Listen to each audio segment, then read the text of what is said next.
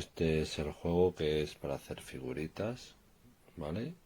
Y que tiene ahí para formar luego con puntitos también formas. Luego se queda como un maletín. Vale.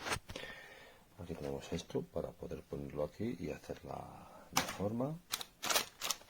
Los tornillos para formar luego las construcciones y estos pinchos para lo aquí. Esto se abre así y aquí tenemos